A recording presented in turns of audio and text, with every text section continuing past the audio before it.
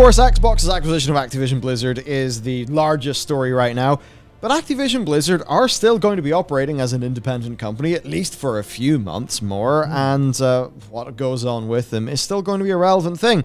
So, we've got a Wall Street Journal report into Activision Blizzard, and also the CEO Rich List. The man himself, of course, being involved. Right then, let's jump into the report. So nearly 40 people have been fired or pushed out following lawsuit allegations, say Activision Blizzard. Fired or pushed out some 37 staff since the lawsuit in July 2021. They have disciplined 44 more employees. So your total's in and around 80. This, of course, is a marked increase from the 20 people that had exited the company through October 2021 and the further 20 that had faced disciplinary action by that time. Obviously, with things like this, they do involve investigations, and those can just take time. Now, these figures were shared by Francis Townsend, of course, who got in trouble for that email that was actually written by Bobby himself. And this was also in an email to staff that was published on the Activision Blizzard website, where she said, in listening to feedback over the past several months, "It's clear to me we need to do more, and with renewed urgency." Of course, she would say something like that. But apparently she led the group of Activision Blizzard company officials in reviewing employee behavior and actually removing those deemed guilty. So, bit of a weird thing. Now, of course, there's still stuff like, well, Francis, you're doing good work here, but why were you tweeting that whistleblower article back when you had a Twitter account? What's going on? Yeah, it's that difficult thing of, can you hold multiple ideas about a person in your head at one time? Is Francis Townsend always a villain, or does she at least get some stuff done? Obviously under threat of, this entire company's lifeline is getting this shit solved. So the incentives are there, but still, it's worth calling out that it's been done. Yeah. She says, they know there's a desire to know about the outcomes when misconduct is reported. Sometimes there's privacy reasons that mean they can't share. I mean, saying somebody has gone, well, what, the other people in the office, they might be able to read into that, know something about a victim, there's stuff like that. But she did say, but where we can, we will be sharing more information with you. We will also be providing you regular aggregate data about investigation outcomes. So, these new figures then, the ones that we talked about today, come courtesy of a new Wall Street Journal report, which also makes the claim that they were supposed to be published around December time. But that Bobby Kotick, being rather embattled, chose to hold back the information, quote, telling some people it could make the company's workplace problems seem bigger than is already known. Honestly, Bobby, 40 more people, that is completely within the realms of what everyone would expect. I'd imagine some people would expect these numbers to be higher. So I think this is just the sort of thing that shows how bizarrely out of touch people who live in investor relations land can be. Because that makes Bobby seem remarkably out of touch. Definitely. Now, this is a claim that Bobby held the info back. This is backed up by the usual, familiar with the situation sources. So, interesting stuff. Intriguing if it's true. ActiBlizz, though, are keen to dispute this because one of their spokespeople said, the assertion regarding Mr. Kotick is untrue, and the company focus is making sure we have accurate data and analysis to share. That's not a complete denial. It does kind of, does it effectively acknowledge that there was a delay in releasing those figures, and it's maybe just trying to ascribe a reason to it? Maybe. Yeah, it's interesting because obviously that is a bad look for Bobby. Now, the spokesperson also disputed one of the larger figures surrounding this, which is how many employee reports have been gathered, reviewed, and acted on, where the Wall Street Journal in November said it was about 500 reports. But actually, this number looks to have grown to around, you can see here, 700 reports. It's quite a lot, with Activision Blizzard officials being said to have reviewed 90 of them. However, spokesperson actually disputed the validity and severity of that figure, saying that does include things like social media statements and benign workplace concerns. So basically, it seems like that 700, according to their story anyway, is everything that happened, and the more serious ones are just a subset. Yeah, I mean, that kind of tracks. It depends on, this is the problem with not knowing what sources are. Yeah. Because if that source is someone who, if that source is in HR and they're going, oh no, We have 1,400 reports. 700 of them are under this category. I've checked. Versus, I'm a game dev and I walked past the HR person's desk and I saw the number 500 on the screen. So there's 500 complaints. It's kind of the thing where you gotta be roughly careful with these. But then obviously you don't want to believe the spokesperson straight up either, because they have ways of twisting numbers and you've really no idea of who's telling the truth. Yeah. It's really frustrating, actually. Now, another concern then has been, support for Bobby in general. So Yes. another thing to emerge from the Wall Street Journal's article is word that some shareholder groups are calling for an independent review of the company by an outside law firm. An example is Fidelity International. They're a UK-based investor. They own about 0.6% of Activision Blizzard, which, might not seem like a lot, but actually for, a group like that, it's a fair bit of stock. Sure. So reportedly, they sent a letter last year requesting that Bobby would be placed on administrative leave while a third party assessed problems with the company. They also called for the board to be more independent and comprised of more people from outside Activision Blizzard, basically pointing out that the chairman, Brian Kelly, and the lead independent director, Robert, have been in their roles for over 20 years. And that's a concern that other investors have echoed. They also warned that they would divest shares or enlist the support of other shareholders if concerns were not adequately addressed. This was dated the end of November 2021, but the contents were only just made public. Obviously, we don't know if anything's came out of that, and of course, you could say that maybe some situations around that will now have changed somewhat given the acquisition.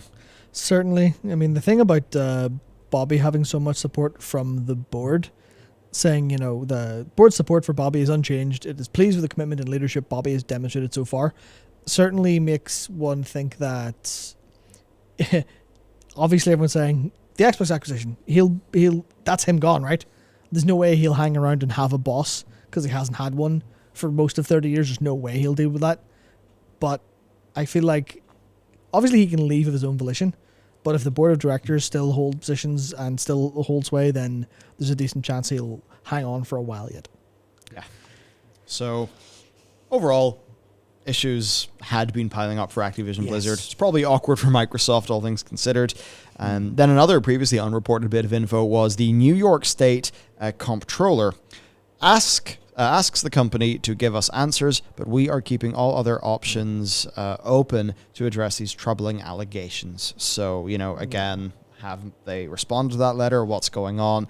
It's just yet more stuff happening, which of course is in addition to the likes of LEGO postponing their Overwatch 2 themed LEGO sets and a wider reevaluation of their relationship with the company. So, yes, the pressure continues to ratchet up, but also, Matt, money!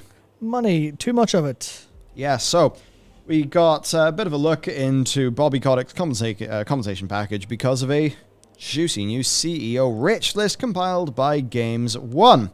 Now, this covers his 2020 earnings, which do not account for the more recent toning down of his compensation package, but it is still interesting. So, he's the second highest paid CEO in gaming in 2020. Earning $154.6 million in total compensation over the year, which is about $77,000 an hour. Now, this number 2 position means that he's just ahead of the CEO of Skills, spelt with a Z, so it's cool, Andrew Paradise, who is $103.3 million total compensation, and Playtika's CEO, Robert Antikal, who actually, he makes Bobby look like a true pauper. He really does. $372 million compensation. Now, Playtika, you guys know them. They're responsible for such bangers as Bingo Blitz, Board Kings, Caesar Slots, love that one personally, House of Fun, who could deny it, Poker Heat, Slotomania, Vegas Downtown Slots, and more. Indeed. They even have 2 of all of their casino and gambling and puzzle games. They also have 2 hidden object games. But only 2, so they mustn't be that monetizable. Who'd have thought? Now, Skills. They're a mobile game competition platform that handles tournament creation for mobile games. And you might think, what? What the who? They run over 2 million tournaments a day for the likes of Solitaire, Cube, and Bubble Shooter. Yeah. So Bubble Shooter. Man, I am triple black diamond super grandmaster in Bubble Shooter. It's my claim to fame. Yeah, looking into skills was interesting because it just reminded me of so much of like the middleware potential, especially in mobile games, where it's just, yeah, we just do tournaments for everyone, and our CEO is getting $51,000 an hour for it. You're like, sweet, not a bad racket. But it's interesting that I think Bobby is here. Obviously, oh man, looking at the number for Andrew Wilson, Bobby is in complete league of his own in terms of compensation, where if he's the odd one out, clearly something's afoot. Yeah. Because you've got these people who are in mobile games making a substantial amount of money, and you're like, okay, well, you could see how that's going to be visited by the kind of CEO who's just like, give me all your money. We've got billions going. We don't have to care. It's like really high profits, really high revenue for low expenditure, stuff like that. And then just Bobby's in here, whereas Andrew Wilson's fourth with 34 million total compensation. Huh, what a chump. I mean, how does he even afford his breakfast? I don't know. Yeah. Yeah, I mean, Jesus, like, aye. So there's the rich list. So let's take a look. Number 10 is Debbie Bestwick. I thought that was really interesting. Yeah, right. Yeah, so Debbie Bestwick, of course, she is Team 17. Now, that's very interesting. Obviously. So Team 17 went public recently. Yeah. You should take a look at their Glassdoor. It has trended downward since going public. Oh, what a surprise. So that's quite interesting. Yep. But I mean, 10.02 million. It's not bad. So, it's not within the most ridiculous realms. Yeah, I wouldn't say no to it if you handed it to me. Like, aye. Now we've got, of course, Min Liang Tan, who is the CEO of Razer, or as they would say, Gamer of Chief. Gamer in Chief. He is, of course, the thrower of devices, perhaps at employees, but it all comes from passion. I remember back people didn't know his name. They just called him dramatic guy because he would talk really slowly. And in fairness, he's got a really kick-ass accent when he talks slowly. Definitely. In some of those things. It's that weird thing when Razer, they were almost trying to have this they were trying to have their cake and eat it too. Yeah. Because they were like, hey, we're cool. We have LEDs. But they were also like, hey, we're like Apple. Yeah. It was interesting. So moving on then, we've got, I'm not going to mess up the guy's name. Take Jin Kim, maybe? Who knows? Don't mess it up. He's the CEO of NCSoft. Yep. 15.6 million. Then, of course, we have got the coolest cucumber, the sexiest man in gaming, the man who will never die because he literally is immortal and wrote a book about feeling 20 at age whatever he is. Interesting fella. It is Strauss Zelnick of Take-Two Interactive. 18 million total compensation. Then we've got John Riccatello. He used to head up EA. Of course, he then moved over to Unity, the game engine, 22 million. We have got Frank of Zynga, 32 million. Andrew Wilson of EA, 34 million. And then really we're getting into the big leagues with the guys we already talked about. So there's the gaming rich list. Fascinating, actually. The one that fascinated me the most, honestly, is Debbie. Because... And this is no shade to Team 17, obviously, but, they're there as a mid-level publisher, and they do well for themselves. They publish a lot of games, but you don't think of them and Razer in the same terms. Exactly. Razer's pumping out thousands of laptops. Everyone knows Razer. Everyone knows Razer. Everyone has had a Razer device likely, especially now they've pulled some of their premiums down for the Death Adder and stuff. Everyone's likely tried Razer devices. And then you go Team 17, people are like, well, yeah, I guess I played Worms when I was younger. But the brand doesn't really stick any further than that. And it's interesting. It's that weird thing where they've got such a just do everything approach. You've got games like My Time at Portia. Then you've got Hell Let Loose. Is that them? Yeah, Hell Let Loose is published by Team 17. Okay. They also have, they had Ready or Not, which is a tactical shooter. So it's like, whoa, you guys are doing everything.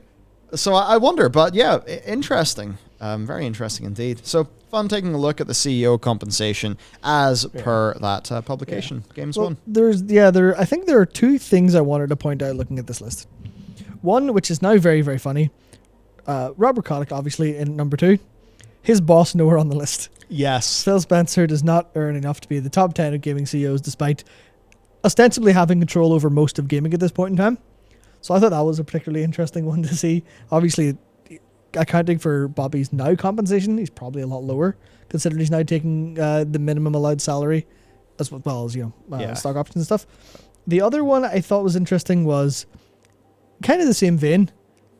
Frank there of Zynga is above Strauss Zelnick, Yeah. but Mobile games? Strauss owns. So, oh, Yeah. on Zynga, yeah. Yeah. So I thought that was particularly interesting that, like, you would obviously think, well, the highest person at the organization earns the most money.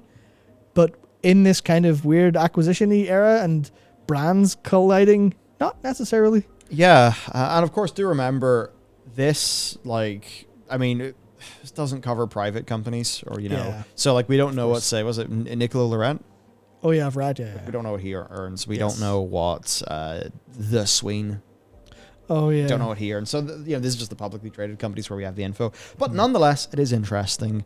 It's interesting to look at. So, I think that's mostly it for today. Basically, the pressure is still there in Activision Blizzard in spite of the acquisition. And Bobby Kotick has paid a hell of a lot more money than his boss. At least at one point. Certainly not right now. And who knows how that's going to go over time. Because I suppose, well, who's going to have control over his compensation? Because there's going to be the board, but they are just going to be a business unit of Microsoft. So who informs Bobby's salary? Arguably Phil. Phil gets to go, Bobby, you're not getting your pocket money till you make some good games. So yeah, I mean, like, straight up, I've got no idea how that really works in the big, corporate scene. But there you go. Some gaming info for you. I hope you found it interesting. And unless you've got anything else, Matt, I think that's it for us. I think that's us indeed, yep. Grand. All right, well, hope you found that interesting, and we will see you in the next video.